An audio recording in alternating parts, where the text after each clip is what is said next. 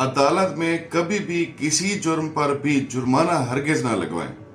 अगर आप पर एफआईआर हुई है और उसका ट्रायल अदालत में शुरू हो रहा है तो आपको कहा जाता है कि आप 3, 4, 5 हज़ार पे जुर्माना लगवा लें, केस खत्म हो जाएगा। सहूलत में आप जुर्माना लगवा लेते हैं।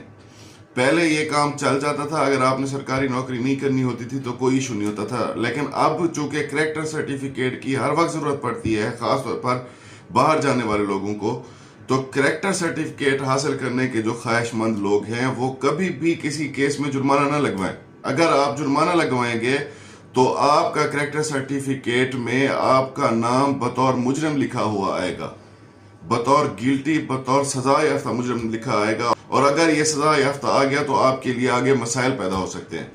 तो इसलिए कभी भी ये गलती ना करें जुर्माना लगवाने की। आप ट्रायल को फेस करें। छोटे मोटे केस होते हैं जिनमें जुर्माना करवा के हम अपनी जान छुड़वा लेते हैं, लेकिन बाद में मसाइल होते हैं। केस को फेस करें और उसमें बरियत की कोशिश करें, जुर्माना ना लगवाएं। जुर्माना हमेशा करैक्टर सर्टिफिकेट में आपको सजा याफ्ता मुजरिम दिखाता रहेगा।